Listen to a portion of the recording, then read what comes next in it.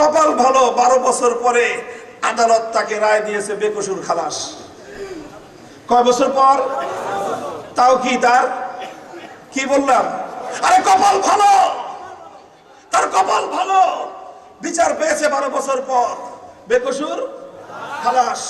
12 বছর পরে যুবক রিক্সাওয়ালা ঢুকেছিল 25 বছর 30 বছর বয়সে, এখন সে 45 বছরের বার্ধক্যে উপনীত। সে বলে, চিৎকার করে জেলখানা থেকে বের হয়ে সে উন্মুক্ত আকাশের দিকে তাকিয়ে, হে সমাজ, আমাকে 12 বছর পর বেকসুর বলবার দরকার নাই, আমাকে বেকসুর বলবার দরকার নাই। আমার যে মা চিকিৎসাহীন অবস্থায় তার সন্তানকে কারাগারে রেখে ধুকে ধুকে মরে কবরে চলে গেছে, আমার সেই কবরগ্রস্ত মাকে ফিরিয়ে দাও। এই 12টা বছর আমার যুবতী স্ত্রী তার স্বামীর সোহাগ থেকে বঞ্চিত হয়েছে, আমাকে বেকসুর বলার প্রয়োজন নাই, আমার স্ত্রীকে তার 12 বছরের স্বামীর সোহাগ ফিরিয়ে দাও। আমার শিশু সন্তানকে রেখে গিয়েছিলাম, 12টা বছর পর্যন্ত পিতৃ স্নেহ থেকে বঞ্চিত হয়ে যেই শিশুটা অনাদরে অবহেলায় বড় হয়েছে, আমার সেই সন্তানের 12 বছরের পিতৃ স্নেহ ফিরিয়ে দাও। কি জবাব আছে হে জাহেলি সমাজ, হে সমাজপতিরা, কি জবাব আছে তোমাদের কাছে? কেউ বলতে পারে এটা বিচ্ছিন্ন ঘটনা, এটা বিচ্ছিন্ন ঘটনা। যাও কারাগারগুলোতে বাংলাদেশে 70,000 থেকে 80,000 বন্দী আছে, এর মধ্যে কম করে না হলেও 20 থেকে 25,000 বন্দী শুধুমাত্র এই জন্য বছরের পর বছর জেল খাটছে, টাকা দিয়ে ব্যারিস্টার ভাড়া করবার পয়সা তাদের নাই। কারণ সিস্টেম এটা, এটাই সিস্টেম, এটাই পদ্ধতি। এজন্য বলতে চাই, ব্রিটিশ প্রবর্তিত জাহেলিয়াতের বৈষম্যের বিচার ব্যবস্থা ভেঙে গুড়িয়ে দাও।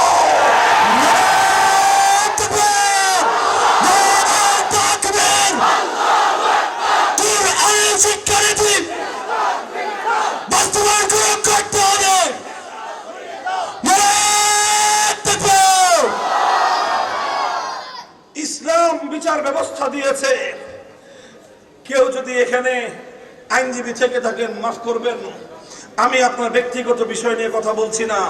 আজকের এই জাহেলি সমাজ ব্যবস্থায় অনেক আইনজীবীরা আছেন, মানবিক কাজ তারা করেন আলহামদুলিল্লাহ।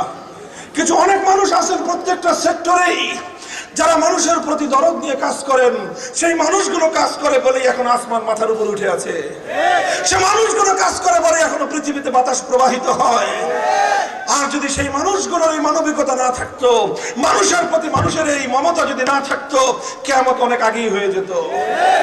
আমি তাদের প্রতি শতভাগ শ্রদ্ধা প্রদর্শন করেই বলতে চাই, আমার আর্গুমেন্ট, আমার ক্রিটিসিজম এই বর্তমান প্রচলিত বিচার ব্যবস্থা নিয়ে।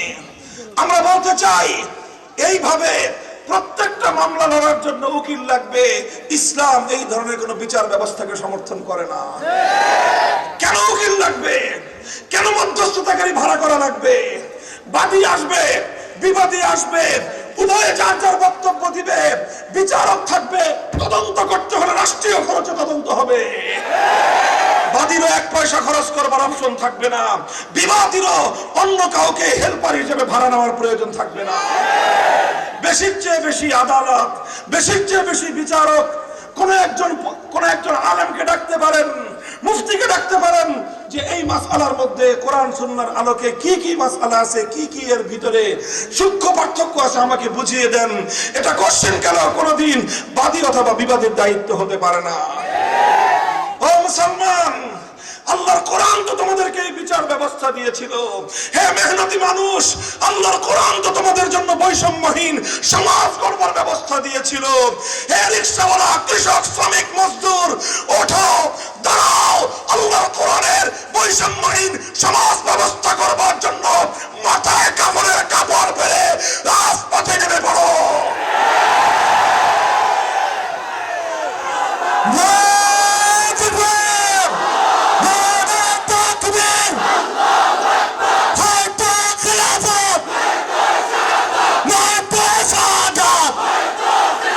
প্রিন্সিপালের হাতিয়ার,